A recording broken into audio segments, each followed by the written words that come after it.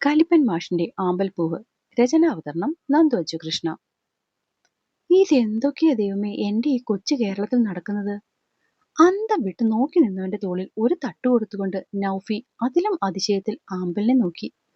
അവിടെയാണെങ്കിൽ കൊച്ച് ഭൂമി വന്ദനം തുടങ്ങിയിട്ട് നേരം കുറെയായി.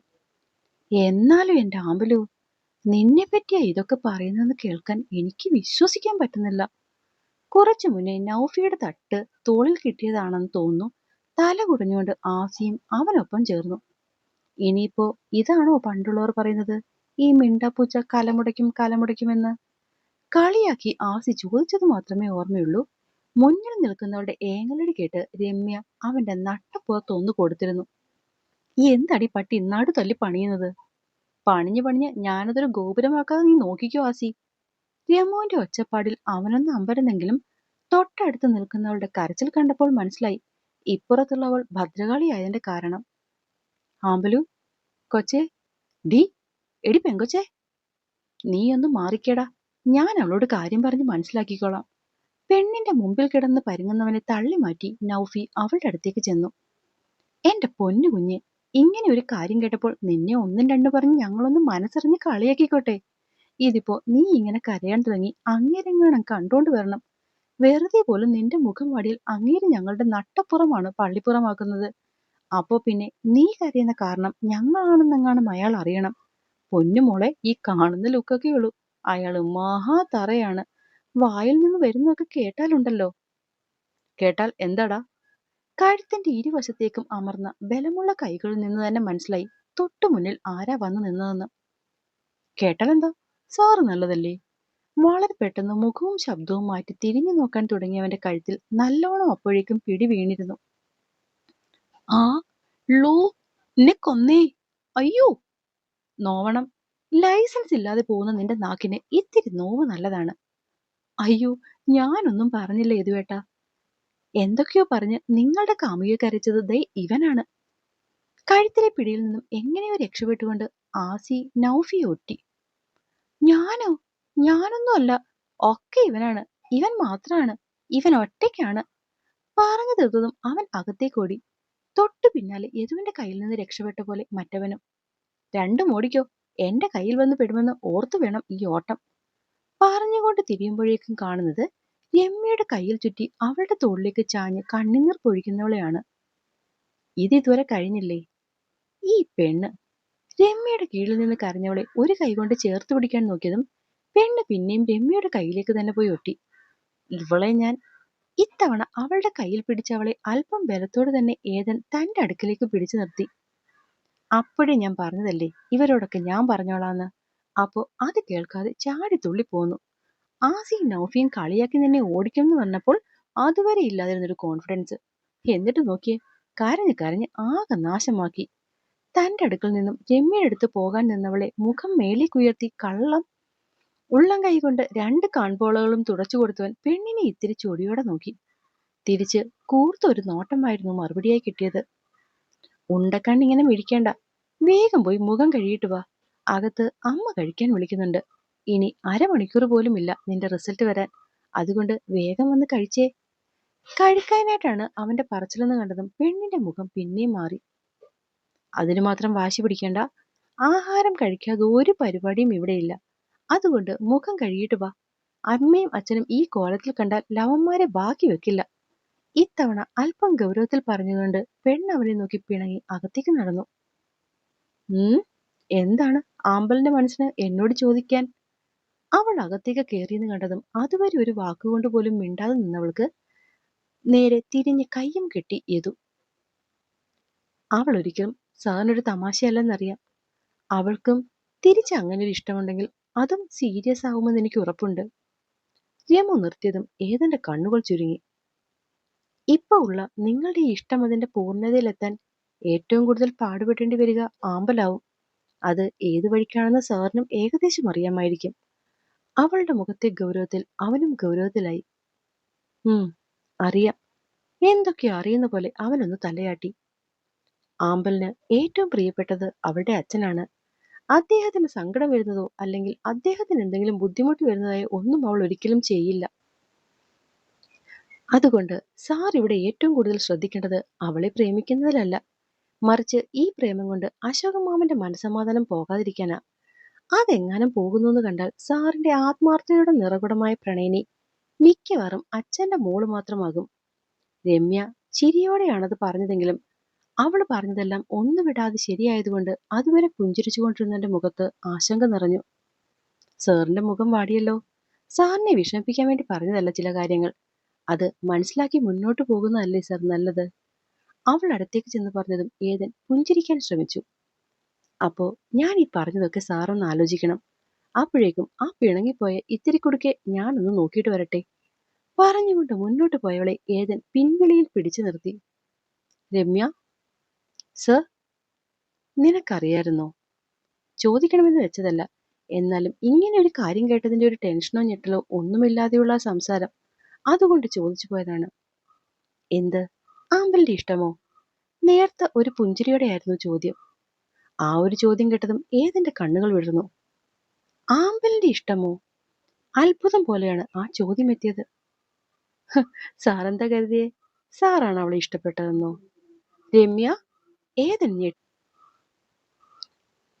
അവൾക്ക് സാറിനെ ഇഷ്ടമായിരുന്നു, അതും ഒരുപാട് മുന്നേ തന്നെ. പക്ഷേങ്കിൽ അതൊരു പ്രണയമാണെന്ന് പ്രോസസ് ചെയ്തെടുക്കാൻ അവൾക്ക് സമയം വേണമായിരുന്നു.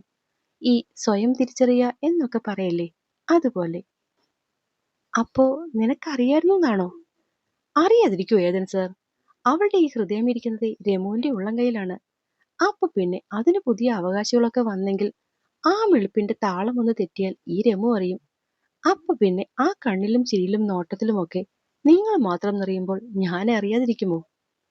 ആ ഒരു താളത്തിൽ അവൾ ചോദിക്കുമ്പോൾ ഏതൻ കൂടുതൽ അറിയുകയായിരുന്നു രമ്യയെപ്പറ്റി.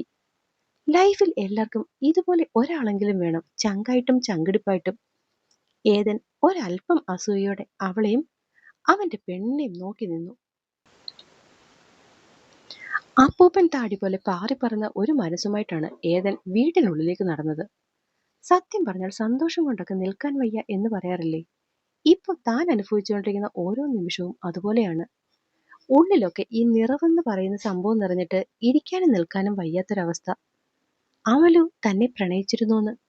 പ്രണയിച്ചെന്നല്ല, അവൾക്ക് തന്നെ ഇഷ്ടമായിരുന്നുവെന്ന്. പ്രണയം തന്നെയാവും. പൊട്ടിക്കാളിക്ക് അത് മനസ്സിലാക്കാൻ ഇക്കണ്ട നാള് മൊത്തം വേണ്ടി വന്ന് കാണും. അല്ലെങ്കിലും ട്യൂബ് ലൈറ്റ് അല്ലേ? ആരെങ്കിലും അടുത്ത് ചെന്നിരുന്ന് ഇതല്ലേ അതല്ലേ എന്നൊക്കെ ചോദിച്ചാവും സ്വന്തം കാര്യം അവക്ക് തന്നെ മനസ്സിലാവുക. അപ്പൊ പിന്നെ മിക്കവാറും ഇത് തന്നെയാവും സംഭവിച്ചിട്ടുണ്ടാവുക. അവള് തന്നെ സ്നേഹിച്ചിരുന്നു, ഇപ്പൊ പ്രണയമാണെന്ന് തിരിച്ചറിഞ്ഞ് പ്രണയിക്കുന്നു. ഉഫ്, എന്ത് ജാതി ഫീലിങ്സ് ആണിത്!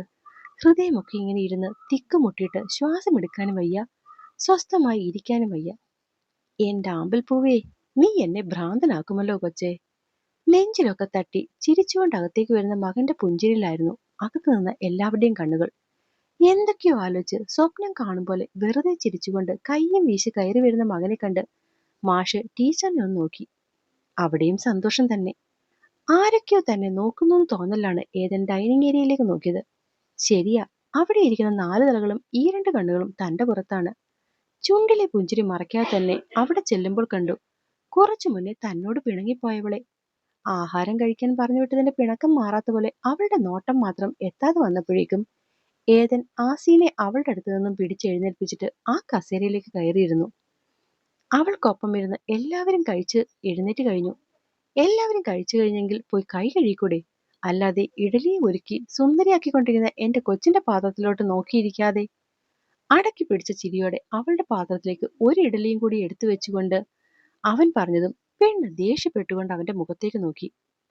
ഇങ്ങനെ നോക്കല്ലേ, നിന്റെ മാഷ് അലിഞ്ഞിപ്പോ വെള്ളമായി പോവും. ചുണ്ടൊന്ന് കൂർപ്പിച്ച് പെണ്ണ് മുഖം വെട്ടി തിരിച്ചതും അവൻ ഒരെണ്ണം കൂടി ആ പ്ലേറ്റിലേക്ക് വെച്ചു. അതോടെ കണ്ടതല്ല, പെണ്ണിന് ആകെ ദേഷ്യമായി. അതിന്റെ നുള്ള അപ്പൊ തന്നെ കൈത്തണ്ടയിൽ കിട്ടിയതും ഏതൻ ചുരുങ്ങിപ്പോയി. എന്താടി?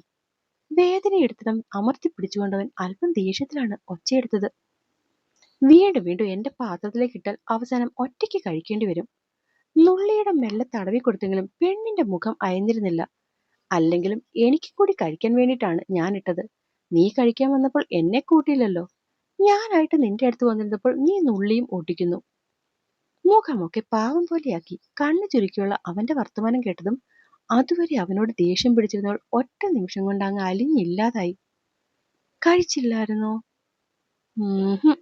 അവൻ വിലങ്ങനെ തലയാട്ടിയതും അവൾ വേഗം അവന്റെ ചുണ്ടിലേക്ക് ആദ്യത്തെ പീസ് ഇഡലി കുഴച്ചു വെച്ചു കൊടുത്തു. ഏതന്റെ മുഖം അങ്ങ് വിടർന്നു. പക്ഷെ അത് കണ്ട് ഞെട്ടിക്കരിഞ്ഞുപോയ രണ്ട് മുഖങ്ങൾ അടുക്കളവാതിലുണ്ടായിരുന്നു. ടീച്ചറമ്മേ, നിങ്ങളല്ലേ പറഞ്ഞത് മോൻ സന്തോഷം പങ്കുവെക്കാനായിട്ട് വന്നപ്പോൾ അടുക്കളയിലിരുന്ന് ടീച്ചർ കുഴിച്ചു വെച്ച ഇഡലി അത്രയും കഴിച്ചുവെന്ന്? പക്ഷെ ഇങ്ങേരുടെ തീറ്റ കണ്ടിട്ട് ആഴ്ച ഒന്നായി പട്ടിണിയാണെന്ന് തോന്നുന്നുണ്ടല്ലോ. ആസിയുടെ അത്ഭുതത്തിന് ടീച്ചർ തോളിൽ ഒരൊറ്റ അടിയാണ് കൊടുത്തത്. അവരെ വായി നോക്കി നിൽക്കാതെ ഇങ്ങോട്ട് വാടാ, എനിക്ക് അടുക്കളയിൽ നിങ്ങളുടെ രണ്ടുപേരുടെ സഹായം വേണം. ആസിക്കൊപ്പം പകച്ചു നിൽക്കുന്ന നൗഫിയെ കൂടി വിളിച്ചിട്ട് ടീച്ചർ രണ്ടിനെയും തള്ളിക്കൊണ്ട് അടുക്കളയിലേക്ക് അകത്തേക്ക് കയറി. എടാ നൗഫി, നമ്മള് കണ്ടതൊന്നും അല്ല അങ്ങേര്. ഇങ്ങേരുടെ കയ്യിൽ ഫുള്ള് പൈങ്കിളിയും ക്രിഞ്ചുമാണടാ. നോക്കിക്കോ, ഇങ്ങേര് ഇമോഷണൽ ബ്ലാക്ക്മെയിലിങ്ങിലൂടെ ആ പെണ്ണിനെ വട്ടം കറക്കും. അതിന്റെ ഉത്തരം ഒരു നെടുവീർപ്പ് മാത്രമായിരുന്നു. മതിയോ? വെറും രണ്ടിഡലി കഴിച്ചപ്പോൾ തന്നെ വയറു നിറഞ്ഞോ? അത്ഭുതം കൊണ്ട് വിടർന്ന കണ്ണുകളിലേക്ക് നോക്കിയപ്പോൾ ഏതിനവളെ കെട്ടിപ്പിടിച്ചൊരു ഉമ്മ കൊടുക്കാനാണ് തോന്നിയത്. ഇത്തിരി ക്യൂട്ടാണിവൾ. ആവേശം കൊണ്ട് തെറ്റായിട്ടുള്ളൊന്നും എന്നെക്കൊണ്ട് ചെയ്യിക്കല്ലേ ഭഗവാന്മാരെ. നെഞ്ചിൽ കൈവച്ച് മനസ്സറിഞ്ഞ് വിളിച്ചുപോയി അവൻ. പറയ്, മതിയോ? ഇത്രയും കുറച്ച് കഴിക്കുന്ന ആളാണോ എന്നെ വഴക്ക് പറഞ്ഞത്? നിമിഷം കൊണ്ടാണ് അത്ഭുതം മാറിയവിടെ പരാതിയായത്. അതെന്റെ കുഞ്ഞിന് അറിയാൻ വയ്യാത്തോണ്ടാണ്. ഞാനേ നല്ലപോലെ കഴിക്കുന്ന കൂട്ടത്തിലാണ്. പക്ഷെ ഇന്നിപ്പോ എന്റെ ഉള്ളിൽ നിറയെ സന്തോഷാണ്.